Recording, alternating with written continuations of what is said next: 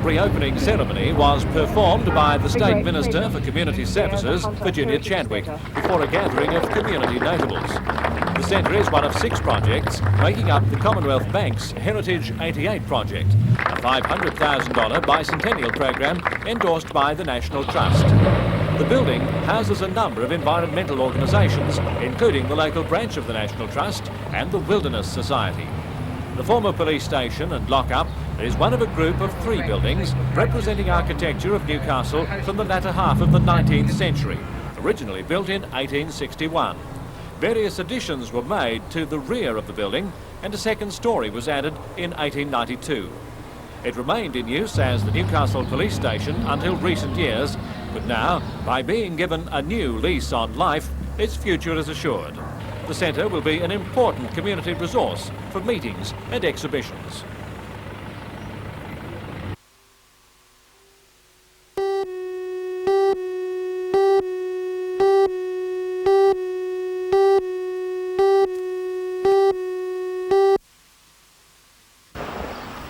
Acting on a tip-off, police quietly surrounded the Corona Street address before moving in shortly after 2 o'clock.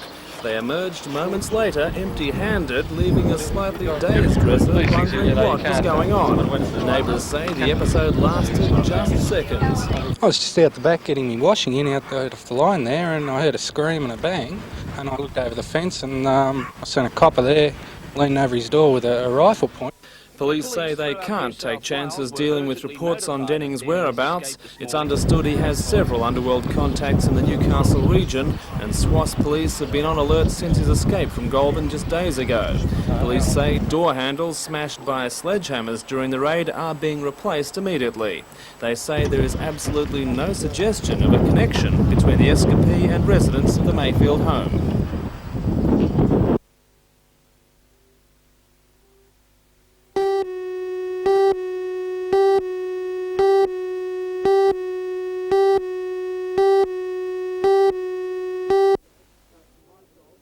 My job 55 local farmers and students from the Tokal Agricultural College attended the field day at Eric and Anne Bone's Salzburg property. Extensive plantings there during the past few years show what can be achieved with farm tree management. I guess in the past, too many trees were cleared from properties, and I suppose the reason for that was that people thought that if you had a tree in a place there wasn't any grass in that spot for cattle and other livestock to graze. That's true, but we can show that appropriately placed windbreaks and shelter belts will actually increase the productivity of a farm by reducing the evaporation off paddocks and things like that, and reducing irrigation costs and producing bigger and healthier animals on the property too. He says previously the need to leave 10 to 15% of a property under trees to get good profits was a disincentive. But he says research now shows trees can boost land values. But certainly in terms of things like reduced irrigation costs, that could be up to 50% of the cost of irrigation. And for a crop like lucerne, which is established on the Hunter River floodplain here, that is the major single biggest component in the cost of establishing that crop. Mr. Furness says trees are important windbreaks and provide shade, shelter and branch fodder for cattle. They also protect riverbanks and provide valuable timber. There's an increasing realisation that the appropriately placed trees on farms mean that the selling price of a property is actually higher too. People like trees these days, and it's not just for greeny reasons, if you like, but for reasons that are very practical, and that's dollars in the bank.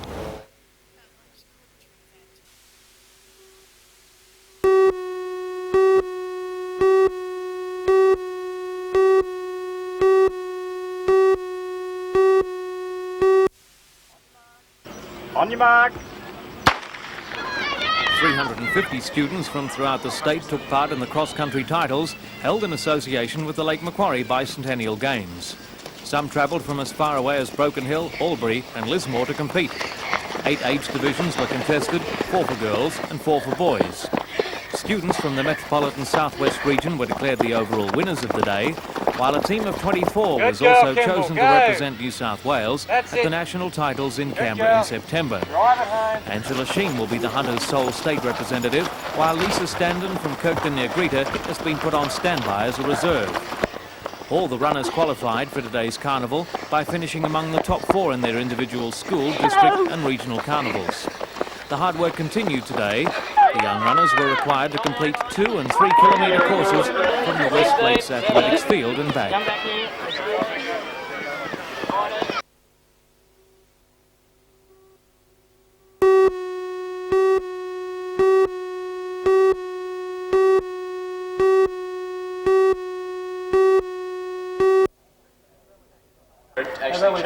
Just what is a titration competition? Well, that was demonstrated by Stuart and his 2 teammates, Martin Connor and Paul Cow, during the lunch break at school today. The idea is that an unknown concentration of alkali in a flask can be deduced by slowly adding measured amounts of acid from a burette or tube until a required colour change is achieved in the solution. A reading is then taken off the tube's graduated scale.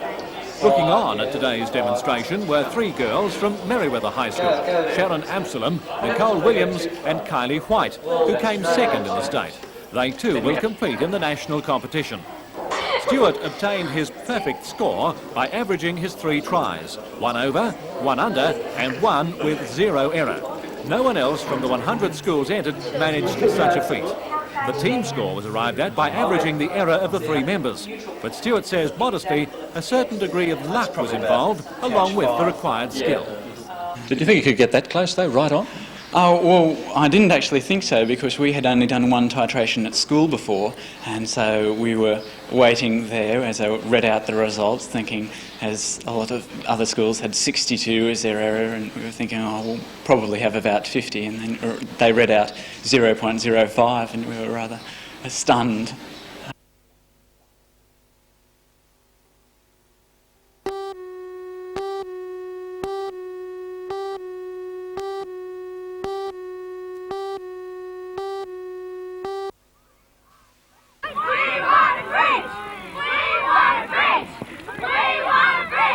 For several years, some Cardiff High School students have been asking for a bridge to cross the Winding Creek Drain, which they regularly cross as a shortcut to school from Hillsborough. There's no way to avoid walking through all that to get to school, and when you get to school, you get in trouble for being dirty, and you are sent back home, and then you've only got to walk through it again, so it's just a continuous act.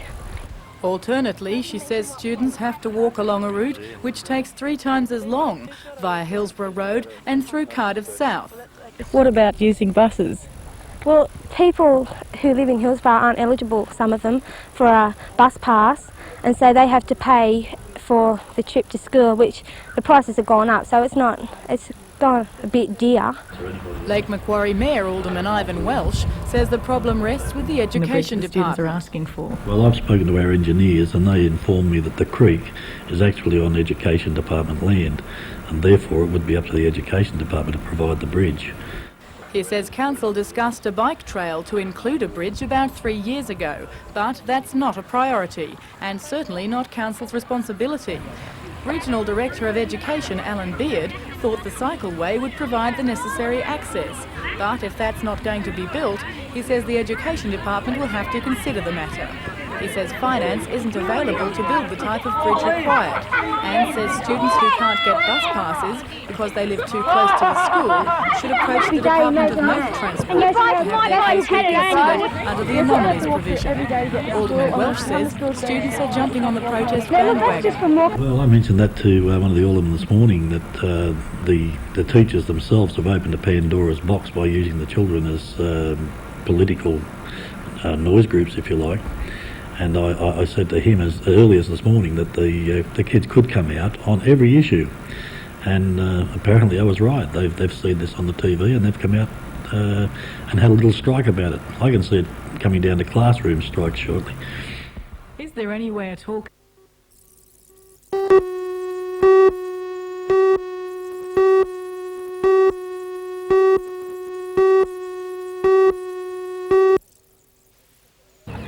A small truck loaded with a Bobcat earth-moving machine was parked unattended a short distance from the house. For some reason, the truck took off and charged down the slope, smashing through the front wall of the house into the lounge room. The impact caused extensive damage to surrounding brickwork, but fortunately the only occupant of the house was in another room and was uninjured. Police at the scene said it would be necessary to shore up the roof of the house before the truck can be extracted.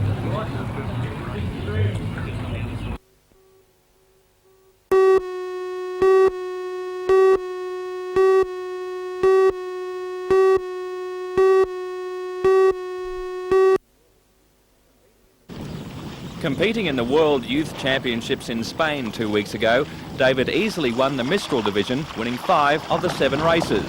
That win followed his victory in the junior section of the Mistral World Titles, held at Manly in January. At that regatta, the 18-year-old also finished equal first in the lightweight division, but on a countback was placed second. Despite the dual world champion having won nearly every event he's contested in the past 12 months, there was one event in which he competed uncharacteristically badly. That, as it turned out, was the most important regatta, the Australian Olympic Trials. As opposed to today's light conditions, the trials were held in freak 25-knot winds at Terrigal on the Central Coast. I wasn't really used to the wind. We don't get much wind up here. It was just a freak week down there. It started to blow about 25 knots and I just got blown off the water. Will you be around trying to get in the 1992 Olympic team? Maybe, if I'm still sailing. It's a long time off yet, but hopefully I'll be there.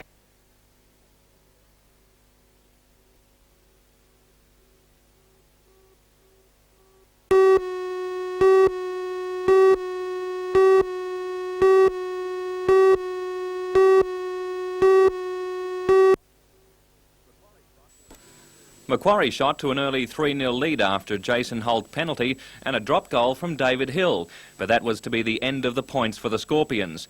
The game will be best remembered for the amazing amount of dropped ball. Maitland put the first try on the board in the 22nd minute when winger Jason Hempson crossed the line. The Pumpkin Pickers' second try in the first half came through Greg Winchester. Maitland went to the break, leading 14-3 and put on 12 points to 0 in the second half to run out 26-3 victors.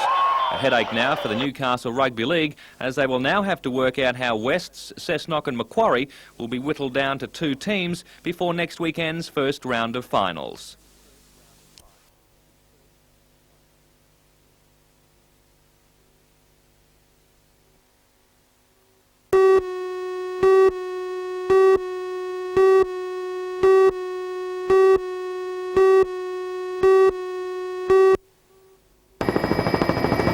When we arrived near Mount Barrington at 8 o'clock this morning, it was -3 degrees. We flew up in the NBN News helicopter after hearing it had been snowing for the last 2 days. Where we touched down, the ground was covered in 7 centimetres of snow, with nearby shrubs and trees dusted in a light sprinkling. 2 brumbies running through the bush evoked memories of the man from Snowy River. Fog and light snow showers prevented us from getting too far into the park, where 15 centimetres of snow are reported to have fallen. Snow on the Barringtons is not rare. It happens almost every winter, although this weekend's fall is the heaviest for 3 years. The reason for the snow is a very cold southerly combined with unstable conditions causing showers to fall as snow above 1,500 metres.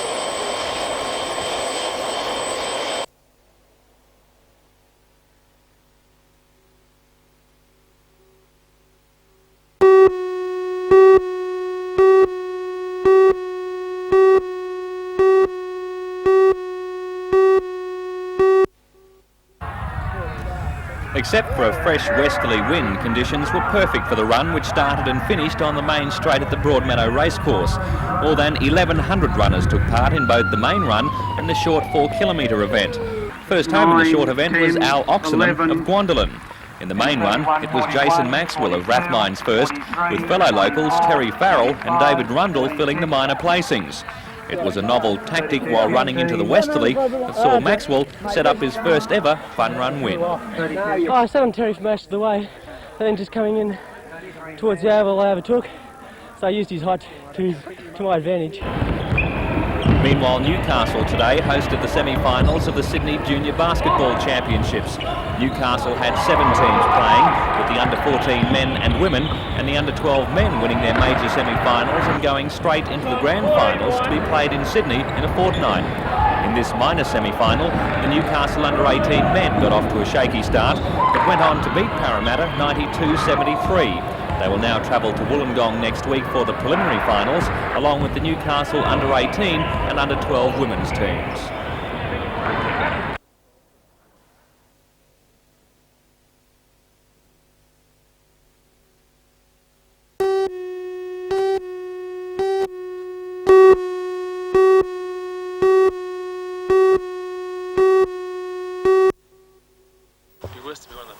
The wrecked vehicles being held in a police compound at Murrurundi bear testimony to the force of the impact. Police believe the driver of the southbound station wagon strayed to the wrong side of the road, colliding with an oncoming sedan.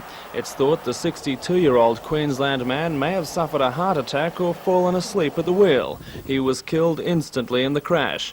The station wagon was also carrying a Sydney couple in their mid-30s and 3 children aged 2, 4 and 6. They escaped with minor injuries. It's understood the family was coming home after a trip to the Brisbane Expo. Also killed in the crash, a 28-year-old woman driving the other vehicle and a 15-year-old girl, both from Newcastle.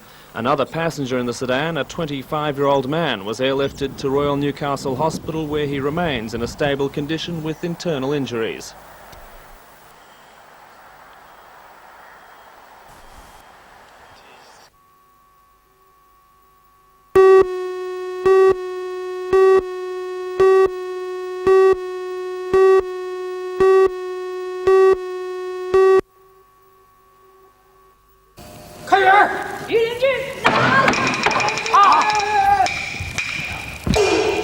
The Beijing opera troupe have already performed in Adelaide and at Brisbane's Expo. Last year they were the jewel of the London Theatre Festival, and in China they're a constant sellout. Little wonder considering the training that goes into a lifetime of performance.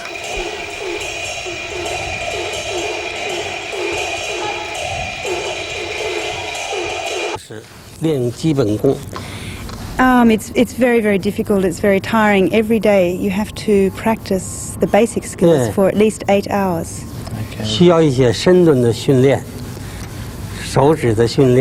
You must exercise and train every part of the body, including the eyes, the hands and the whole body.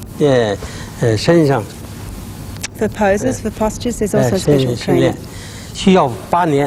And you need 8 years training in all. They're performing a 200-year-old fairy tale, The 3 Beatings of Tao San Chun. San Chun is a young girl with a big heart and a bad temper. After bashing a local farmer, she winds up engaged to him. He later turns out to be an emperor and foolishly has second thoughts about the wedding. In this scene, San Chun shows not even a palace guard will keep her away from her man.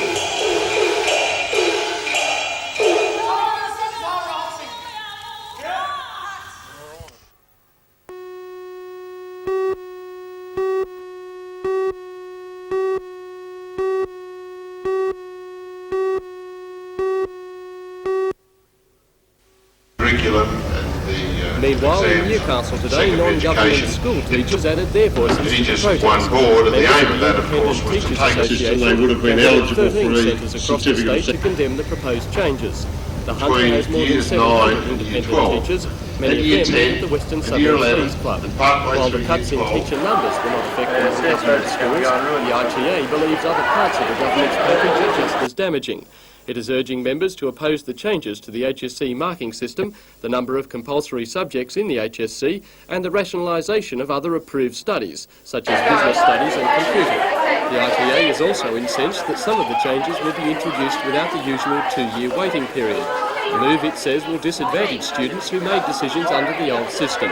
Hunter Branch organiser Wal Jurkovic. We feel that if the government is successful in downgrading the conditions for state school teachers, there is the potential for a flow-on to our members, but also it will result in our view, in a general downgrading of education in this state.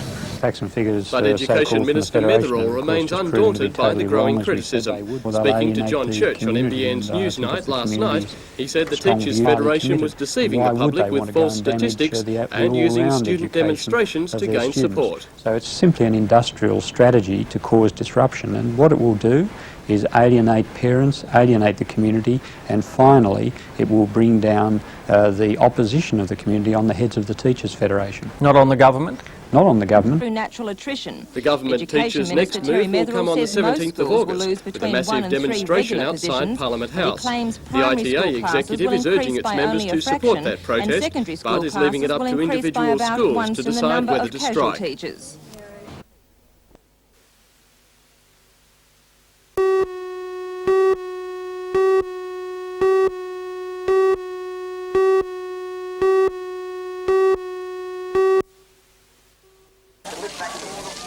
More than 11,000 people have been injured on the state's roads this year, and there have already been 23 more fatalities than in the same period in 1987. The police believe a part of the answer to these grave statistics is here, random breath testing. RBT in New South Wales has been growing, but this weekend will see RBT units used on an unprecedented scale.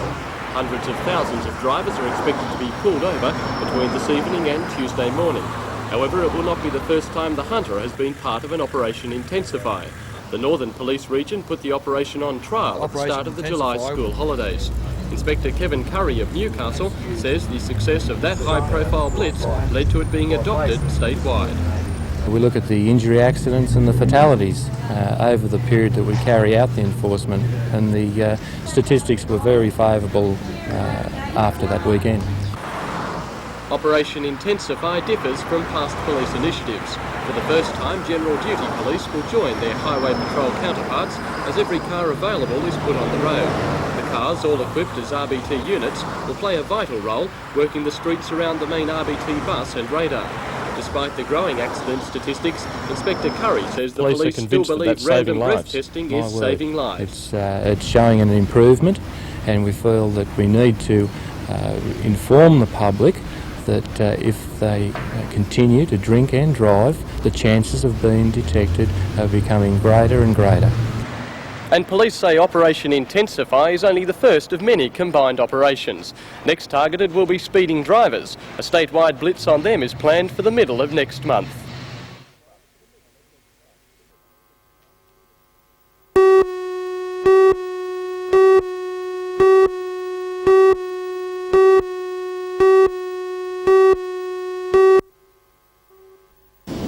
The University of Newcastle Resources Limited, or TUNRA, is set to change the face of business with its new concept, NUSTAT. It's manned by professional consultants with a long list of credits in industry and armed with the resources of at least 8 departments at the university. It's the brainchild of the Department of Statistics, who floated the idea for a reliable statistical and quality consultant able to rival I don't think it's being left out in the cold, but we've got to... Is Australia being left out? Capitals.